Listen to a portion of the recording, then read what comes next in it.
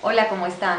Yo soy Luz Estela Varela. Este video casero que he preparado con Héctor Javier Cruz tiene como intención ayudar a los estudiantes de enfermería en el reconocimiento de algunas situaciones que pueden ser evaluadas en las tomografías de cráneo como un instrumento que nos ayude al cuidado de nuestros pacientes.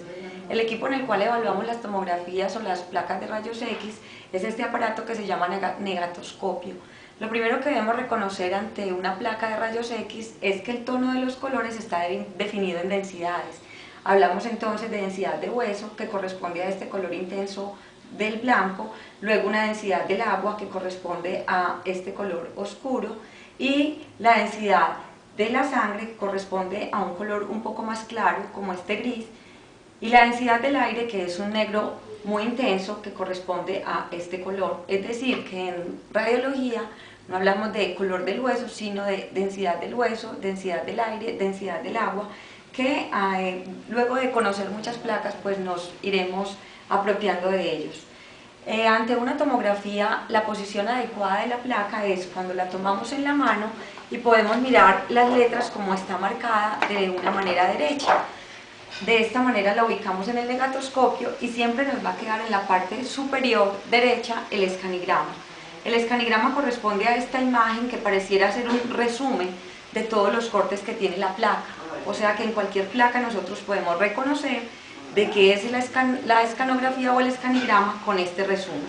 Si miramos este corte, cada una de las líneas axiales corresponde a cada uno de los cortes que nos presenta esta tomografía o escanografía simple de cráneo. Debemos aprovechar en la observación del escanigrama la imagen que nos presenta de la columna cervical. Cuando a una persona le han tomado una escanografía simple de cráneo por trauma, es muy posible que pueda tener una lesión cervical y el escanigrama nos aporta entonces algunos elementos para evaluar la columna cervical. Vamos a tener en cuenta que en las evaluaciones de tomografías, lo que podamos apreciar en más de 3 cortes podríamos reconocer que es una lesión de un tamaño grande o una situación de un tamaño muy grande, porque cada uno de estos cortes corresponde a una estructura cerebral. Cuando ubicamos la placa de tórax en el negatoscopio, es como si estuviéramos levantando al paciente, es decir, cuando yo me paro al frente, todo lo que corresponde a este lado es el hemisferio izquierdo y todo lo que corresponde al lado de allá es el hemisferio derecho. De esa manera vamos a poder reconocer lesiones que suceden en el hemisferio derecho o en el hemisferio izquierdo de acuerdo a donde las estemos observando. Como enfermeros debemos observar inicialmente en una placa de tomografía o de escanografía si es evidenciable la línea media. La línea media es este corte que podemos ver que divide ambos hemisferios. En estos cortes debemos explorar si hay una línea media que está realmente recta. El efecto de alguna lesión en uno de los lados de los hemisferios es lo que hace generar el desplazamiento de la línea media, con el nombre que todos conocemos como efecto de masa. Si pudiéramos ver este corte, acá empezamos a ver la línea media que luego se desplaza, generando en esta placa el efecto de masa del que les menciono. Es decir, que si hay efecto de masa hacia el lado derecho, podríamos pensar que la lesión que está comprometiendo a este paciente está en el lado izquierdo de su hemisferio. Otro elemento importante que debemos reconocer en las tomografías es separar lo que es parénquima cerebral de la estructura ósea. Para eso, una de las técnicas radiológicas que nos ayuda son las ventanas para hueso. Estos cortes que vemos acá en la parte inferior de esta placa corresponden a las ventanas para hueso.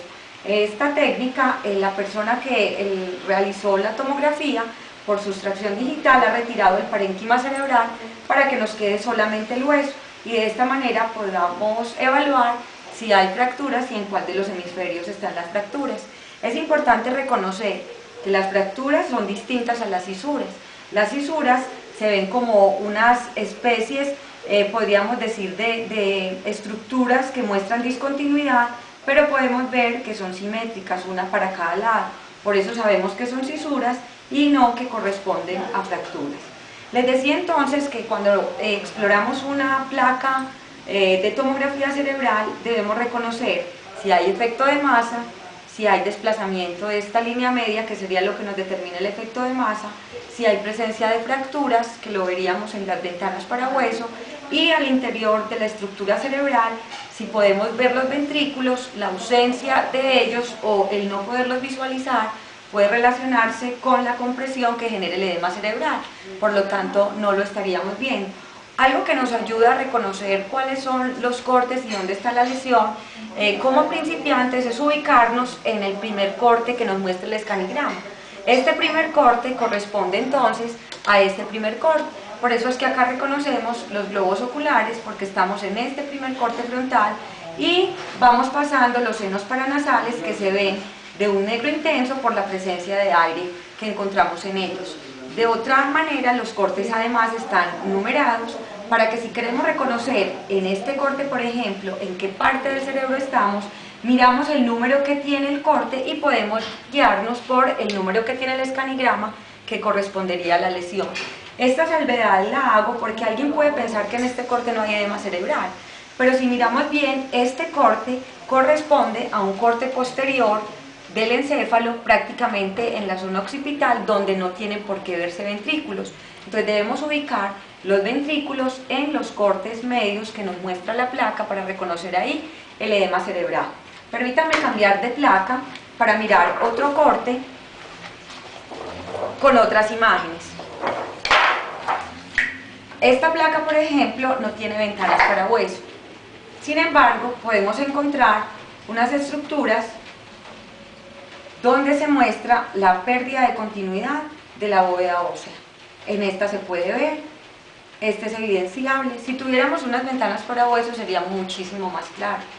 Y podemos ver que hay un tejido al interior del encéfalo con densidad de aire, que está regado por todo el encéfalo. De tal manera que si el aire se regó por el encéfalo es porque se rompieron los senos paranasales. Esto tiene el nombre del neumoencéfalo, presencia de aire adentro del encéfalo. Para el cuidado de enfermería esto tiene gran importancia, puesto que la pérdida de la continuidad de las meninges, que hacen la protección como barrera al encéfalo, no sugiere la posibilidad de la presencia de infección. Como enfermeros tenemos que pensar que por el lugar donde está ingresando el aire, por ahí también pueden ingresar gérmenes al sistema nervioso central y generar en el paciente signos de irritación meningea por presencia de infección. De tal manera que este paciente tiene probablemente fractura de huesos propios de la nariz, que le han generado lesiones de neumoencéfalo y que además se observan en muchas cortes, lo que podría llevarnos a pensar que es una lesión grave. Si miramos en este corte la línea media, vemos que acá se aprecia poco, acá nuevamente se aprecia y acá es muy claro el efecto de masa. Si el efecto de masa está desplazando todas las estructuras hacia el lado derecho, es porque la lesión es del lado izquierdo. Si miramos acá, encontramos la presencia de un hematoma del lóbulo fronto-temporo-parietal del lado izquierdo. Y los ventrículos, por lo tanto, se observan colapsados en estas imágenes.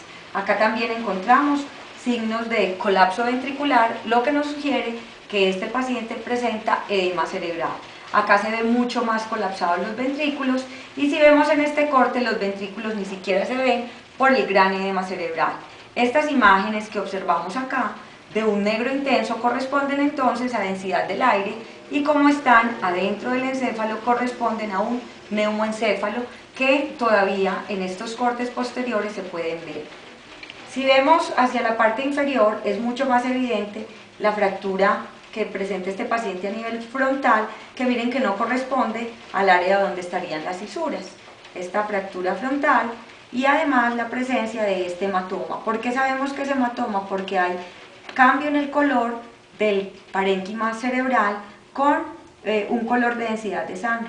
Acá se ve la densidad de la sangre y como les mencionaba, la presencia de este hematoma se ve en este corte, en el segundo, 3, 4, 5, 6, lo que se ve en más de 3 cortes es una lesión de un tamaño muy grande, de tal manera que la lesión que este paciente ha tenido es bastante grande.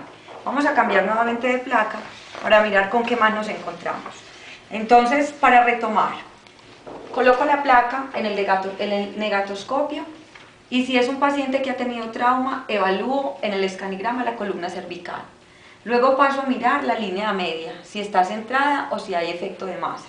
Ante la presencia de efecto de masa, busco la lesión del lado contrario de donde se está desplazando el parénquima y luego evalúo las estructuras internas que hay en el parénquima, si hay colapso de los ventrículos que me sugiere edema cerebral, si hay presencia de sangrados que me sugiera hematoma o contusiones y qué otras lesiones se pueden ver en las estructuras óseas que en una placa de un paciente que ha tenido trauma se llamarían las ventanas para hueso. Acá podemos encontrar en este corte, miren que hay densidad del aire. Esto no corresponde a un neumoencéfalo, sino a un corte que alcanza los conductos auditivos y por lo tanto se ve la presencia del aire. Acá vemos cómo están los ventrículos que no se ven colapsados. Nuevamente se ven los ventrículos y esta placa nos aporta, porque a diferencia de la otra que era de una persona joven, nos muestra unas áreas más oscuras que podríamos relacionarlas con atrofia cerebral, que es característica con el aumento de la edad por el efecto de la deshidratación. Vamos a cambiar nuevamente la placa para mirar qué nos aporta esta otra placa. Parece que es la de un paciente que ya vimos, en el que reconocíamos gran neumoencéfalo a nivel frontal, el edema cerebral con efecto de masa y la presencia del hematoma, que es un hematoma ubicado en el hemisferio derecho. ¿Cómo correlacionamos las lesiones con los cambios clínicos? Este paciente que tiene un hematoma en el hemisferio derecho, probablemente por la compresión que está generando sobre el nervio óptico de este hemisferio, tendrá una midriasis derecha y tendrá un compromiso motor o sensitivo del hemisferio izquierdo, de tal manera que el orden de valoración del paciente es la anamnesis, el examen físico, y luego de que tengamos una buena exploración física, hacemos la correlación con la ayuda diagnóstica, que para trauma encefalocraneano el gol estándar es la tomografía simple de cráneo. Vamos a ver finalmente otra placa en la que podemos tener otros aportes. Si nos ubicamos bien en este corte, podemos ver que hay como unas rayitas que se ven en el corte. Hay que buscar siempre, cuando tomamos una tomografía o cuando llevamos el paciente a tomografía, que él colabore para el procedimiento y que no se mueva, porque cada movimiento genera estas líneas en los cortes que lo llamamos artefactos, lo mismo que la presencia de algún tejido metálico que haya a nivel encefálico. En esta tomografía entonces podemos ver que probablemente hubo un movimiento del paciente acá, por eso se ven estas lineecitas que son el artefacto, y si nos ubicamos en los ventrículos podemos ver que hay una imagen con densidad de sangre. Adentro de los ventrículos hay presencia de sangre, lo que nos sugiere que este paciente ha tenido una enfermedad cerebrovascular hemorrágica que le compromete los ventrículos, lo que genera peor pronóstico. Acá vemos unos ventrículos además aumentados de tamaño, puede ser por efecto de la hidrocefalia, que es una de las complicaciones de las enfermedades cerebrovasculares de tipo hemorrágico. En este tipo de placas no es necesario entonces tener ventanas para hueso, porque la sospecha no es que hayan fracturas de la bóveda ósea, sino compromiso adentro del parénquima cerebral por hemorragias o por eventos trombóticos o embólicos que generan áreas de infarto o de isquemia a nivel cerebral. Ya para terminar, vamos a mirar esta última tomografía en la que podemos diferenciar muy bien la diferencia entre la sustancia gris y entre la sustancia blanca.